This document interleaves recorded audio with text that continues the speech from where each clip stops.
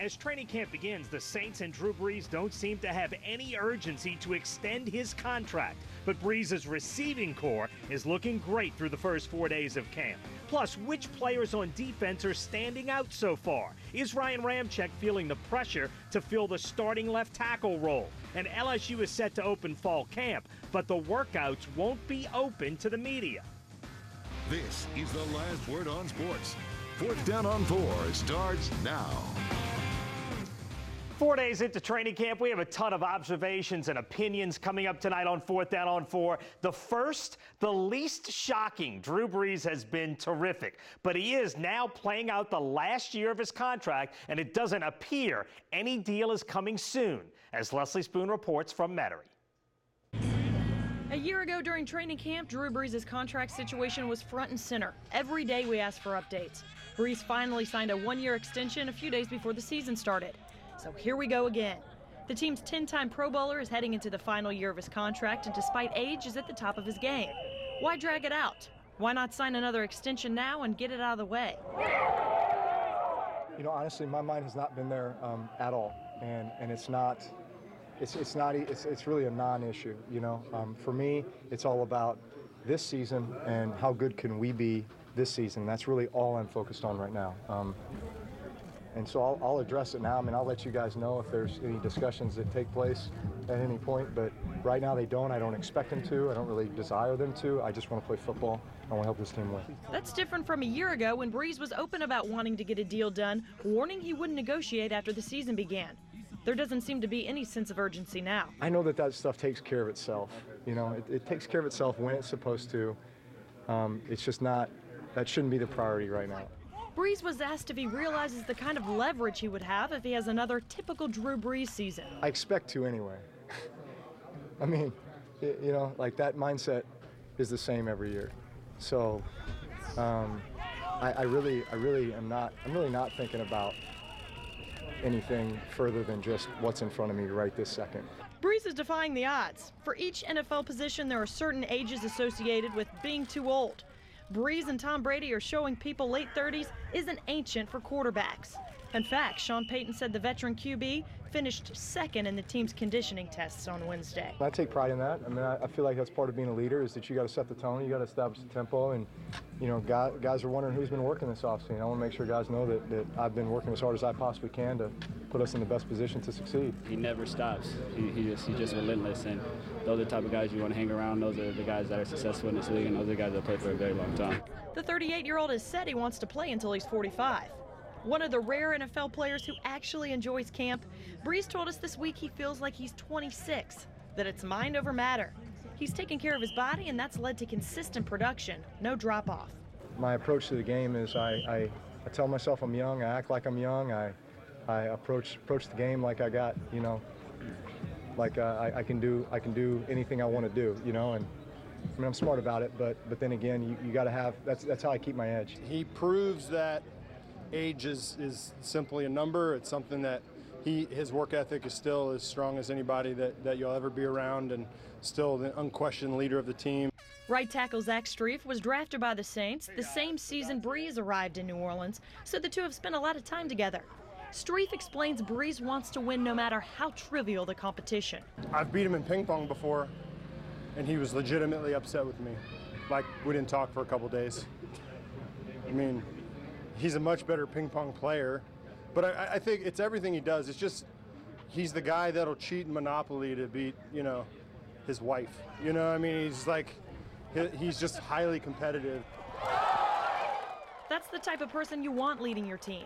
Now the Saints just need to match his success on the other side of the ball. Brees wants to win. He's proved he can continue to play. If the Saints have a fourth straight losing season in Brees' final year under contract, who knows what could happen. Reporting in Metairie, Leslie Spoon, Eyewitness Sports. All right, thanks, Leslie. Early in camp, there have been a bunch of wow moments from Saints wide receivers. That position right now is extremely competitive. Every time you look up at a Saints practice, number 11 is making a play. Not so long ago, NFL teams held two-a-days, and with 1 million reps, guys had plenty of chances to show what they could do. Now, practice time is limited. Reps are limited. So every time your number is called, you have to deliver. And so far, that's what Corey Fuller has done. He's making plays when he gets the opportunity, and that's the big thing in this league is when your opportunity comes, no matter what the situation is, you have to be ready, and he's making plays right now. It's day 3, first day in the pads. I do feel good. It builds confidence. So, I think for me, it's just continue, be consistent. That's my biggest thing. Just be consistent and try to go out here every day, get better, and make plays. In parts of 2 seasons with the Lions, Corey Fuller caught 18 passes. His only NFL touchdown came with under 2 minutes to go to beat the Saints back in 2014. Yes, it's very early in camp, but Corey Fuller is getting noticed. Remember, 2 years ago in West Virginia, an unknown wide receiver named Willie Snead had already started turning heads 3 days into practice. Corey Fuller is doing those same kinds of things this year.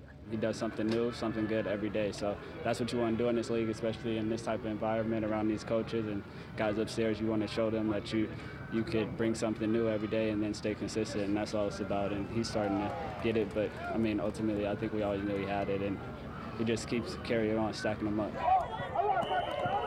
Mike Thomas is now unquestionably the Saints' #1 wide receiver option, with a chance to be among the NFL's elite soon.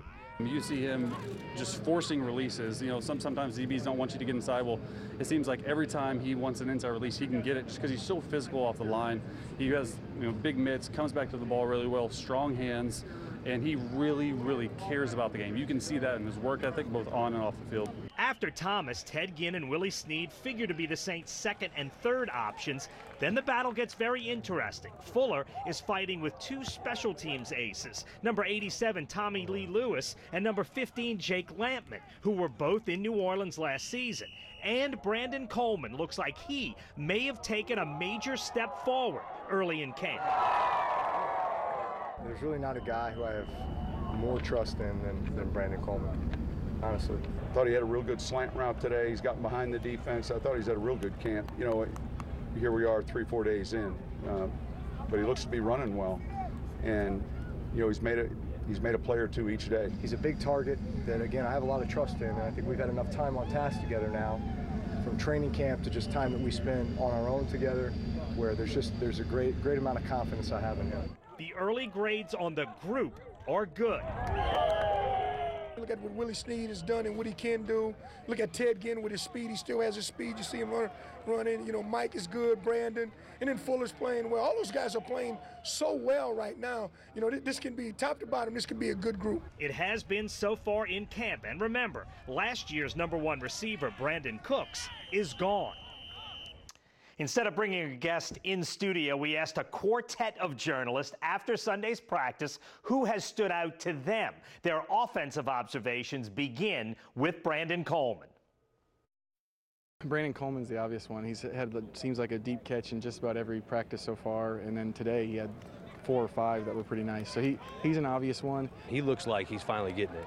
Mental errors have kind of plagued him in his career, but as far as catching, he's getting separation. He's running the deep routes, which we hadn't seen from his game since he's been in New Orleans. So I would say Brandon Coleman certainly had his best camp to date. He looks like a different player to me. He's making a lot of catches, and every day it seems like he's getting deep and making a big play day after day. So I think that's a good sign for him. And then also Corey Fuller's another guy, a little bit lower on the roster. I think it's going to be a fight for him to make the team. That wide receiver battle is pretty tight with him, Durrell, and Tommy Lee Lewis. Corey Fuller and Brandon Coleman might be tied for the most highlights in camp so far. That's a great battle for a job. Now, they could keep 5 receivers, but usually that's a specialist position. So those guys, I think, are battling for one job as the #4 pass catcher on this team. That'll be fun to watch throughout the preseason.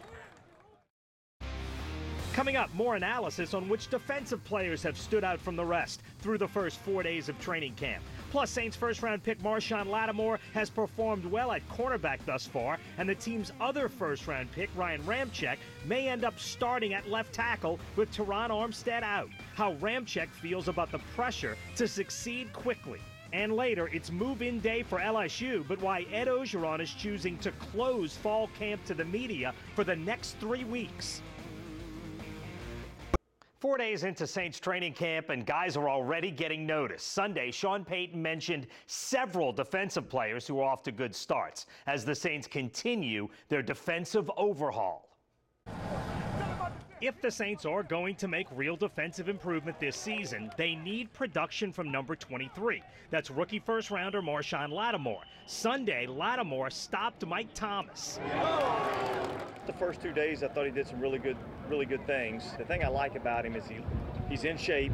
He came back a few pounds lighter than what he came here initially after the draft process, and I think that's the start. And fellow rookie corner Arthur Millette is off to a very good start. Millette has been extremely physical. Sunday, he drew praise from Sean Payton. So did second-year defensive tackle David Onyemata, who's working to refine his game. He's no longer just a meathead going forward. He's developed hands. You know, he's able to just, he's always been able to bull rush, but now he's able to bull rush and slip by that you guys seen. Sean Payton also said he likes what he's seen from last year's first-rounder, Sheldon Rankins. I think the biggest thing this offseason was rest, allow my body to, my legs, so to speak, to get back under me and then start fresh, and, I feel good so far. With no Nick Fairley this season, the Saints need Rankins and Onyemata to step it up in a big way. They both figure to play a lot of snaps. Playing time at all three linebacker spots, meanwhile, is still up for grabs. And number 47, rookie third-rounder Alex Anzalone, has made his presence felt early in camp, although Payton was cautious with his praise of the rookie from Florida. He's had some moments where it's been real good, and then he's had a couple knucklehead things to take place as well. But he's someone that's pretty instinctive, and we felt that we saw that on his college film. So we'll continue to get him working up to speed. But he's getting there. And Anzalone is getting a lot of reps. He's one of the guys our quartet of analysts mentioned as a guy who's looked good so far. Alex Anzalone, I think, has been impressive. He can flat out run. You're going to see him play a lot on this defense, even with Stephon Anthony in the mix. You lost NL Ellerby, but I think Alex Anzalone's caught my eye. He can really run. He's a big guy. If continues to progress as good as he's looked in the early going, he could be a guy who could potentially win a starting job as a rookie. I think Hau'oli Kakaha has looked what you want to see for somebody coming off their third ACL. A lot of quickness, especially on outside rushes. He's looked really good, and you obviously want to see that for somebody who, people were worried about coming off that injury. I'll give you one more. If we're going off the radar a little bit, I think Mitchell Lowen, the defensive tackle, he's flashed a couple times. He's getting some pressure, some sacks, so I think that's a good sign for him. And they need guys there because the depth at that DT spot's a little bit shaky. So for him to step up, I think is a good thing for the team. And we mentioned Anzalone and Lattimore as rookies who could play significant roles on defense. Ryan Ramczyk definitely will play a big role on offense. He looks like the opening day starter on the blind side of Drew Brees, as Leslie Spoon reports from Metairie. The Saints started training camp with 3 offensive linemen on the PUP list, including 2 starters, center Max Unger and left tackle Teron Armstead. Sean Payton hopes to get Unger back by the start of the regular season. Many feared Armstead wouldn't be back in 2017 after he had surgery to repair a torn labrum he suffered during June minicamp. But Payton said he's optimistic Armstead will be able to contribute this year. He'll play this year. I don't, again, I'm not going to give you a game or a date yet. It's too early to tell, but I know he too is far along with the rehab. Payton wants to give 2015 first-round pick Andres Pete some stability so he can settle in and continue to improve. So Payton wants to keep Pete at left guard. Rookie Ryan Ramczyk, who the Saints selected 32nd overall, and veteran Khalif Barnes have been splitting left tackle reps with the first-team offense so far in camp, but it seems it's Ramczyk's job to lose. He's had an unorthodox route to the NFL. At first, he went to technical college wanting to become a welder. Then he played 2 years of Division III football before suiting up for 1 year at the University of Wisconsin. So he still can't believe he's in a position to see serious playing time so soon. It's, I'm just going to go out and compete every day, and it's a huge opportunity. Being in charge of protecting Drew Brees' blind side is a pretty stressful job for anyone, let alone a rookie. Did the 10-time Pro Bowler pull him aside and give him a pep talk? He contacted me, just said what's up in that little break we had, and so that was pretty cool, and just told him I was getting ready for the season, and now we're here and we're rolling. Ramczyk wasn't even on the field for the Saints off-season workouts. He was still recovering from January hip surgery. I'm good. I'm feeling really good. Got cleared by my surgeon, so it's full go from here. Ramczyk has looked good so far physically this week, holding his own as he gets used to the NFL level of play. I thought he's handled himself pretty well over there. Of course, that's where he's played in college, so we'll look at the film, though. But I think, overall, I'm sure there's some good things, and then I'm sure we're going to watch some things that we need to get cleaned up. Peyton hasn't been shy about wanting the first-rounder to contribute immediately. That shows that, he's got a lot of trust in me, and that puts, pressure on me. I got to back that up, and I got to go out there and work and earn that spot. Right tackle Zach Strief believes he can. Strief says he's impressed with everything about the rookie, especially his approach. Mentally, both football smarts and I think mental toughness. I think he acknowledges that he has a lot of work to do, and I think that's the most important thing a young player can have, is just the understanding that you're not there and you're not close yet, and to work every day to improve things. And I love his work ethic. He's just willing to work, and if you're willing to work and you have that kind of talent, we can make you as good of a football player as you want to be. It's a great resource he has is Zach Strief. Zach Strief is such an incredible leader and I think mentor for any young offensive lineman coming in this league, especially a guy who's playing tackle, playing the same position. So I know that Strief has worked with him a lot, been in his ear, and will continue to be, and I think that's the best influence that a young guy can have. Ramczyk says he's grasping the playbook and the installs are clicking. That's step one. With so many different things coming at him in so many different directions, the Wisconsin native's also battling Mother Nature, trying to get used to this Louisiana heat. It's a different level down here, it truly is, but it's something you'll get used to and acclimatize to it. In recent memory, the University of Wisconsin has been a pipeline to the NFL for offensive linemen. Ramczyk hopes to beat the heat and continue that legacy. Reporting in Metairie, Leslie Spoon, Eyewitness Sports. Still ahead, as LSU players arrive for fall camp, Danny Etling makes a fashion statement about the Tigers' new look offense. And while Ed Ogeron didn't have much to update about Arden Key's status, he did single out one incoming freshman who starred for the Carr Cougars. Ed Ogeron said he showed his team a video about the history of LSU football today to get them ready for the first practice tomorrow. And for the next 3 weeks, all Tiger practices will be top secret. All smiles today as LSU players moved in for camp. Danny Etling is wearing the Air Canada t-shirt. Think about it. Darius Geis starts the season as one of the Heisman Trophy frontrunners. And for the first time, LSU will hold a closed training camp. From now until August 21st, Ed Ogeron said, no media will be allowed at practice. He opened training camp today by explaining that. We have a lot of things that we got to get done offensively, defensively, you guys going in and out. If we feel like during camp that we've accomplished the things that we need to accomplish as far as installation, we'll have more individual where we can let you in, we'll do that. Ogeron said it'll take Matt Canada roughly 3 weeks to install his new offense. Clearly, Ogeron wants the element of surprise in Game 1 against BYU. Closing camp won't help next year. Everyone will have seen Canada's offense, and actually, it won't help in Week 2.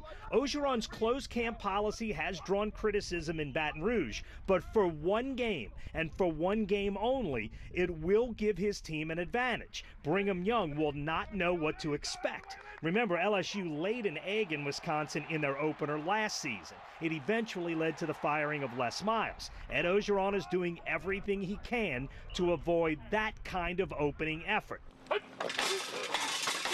Arden Key will not practice tomorrow. He's not ready yet, and Ogeron has no timetable yet for his return. He's a guy that heals fast. He's a guy that he's just an extraordinary human being, and he brings some fire to the team when he's in there, and we just have to make sure that we don't push him too fast.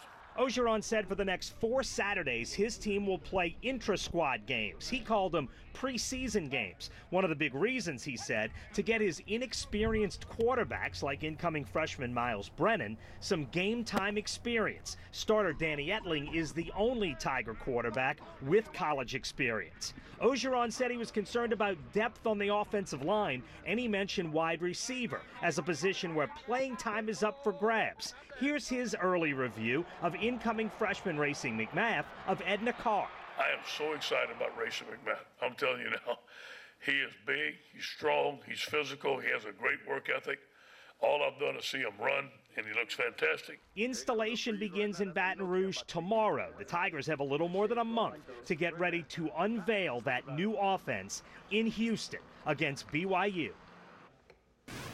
That game will be in prime time, and the crowd in Houston should be at least 80% Tiger fans. LSU will play its 3 games of the season at night, September 2nd, 8:30 p.m. Late start in Houston. It's on ESPN. Game 2 the following Saturday in Tiger Stadium against Chattanooga will be on one of the SEC network channels. Then Game 3, the SEC opener, is on the road at Mississippi State at 6, either on ESPN or ESPN2. We're back with more 4th Down on 4 in a minute. The Saints get back to work Monday. LSU and Tulane both practice for the first time Monday. For Leslie Spoon, producer Danny Rockwell, photographer Adam Nay, and all of us here at Eyewitness Sports, I'm Doug Mouton. Thanks for watching. We'll see you next week on 4th Down on 4.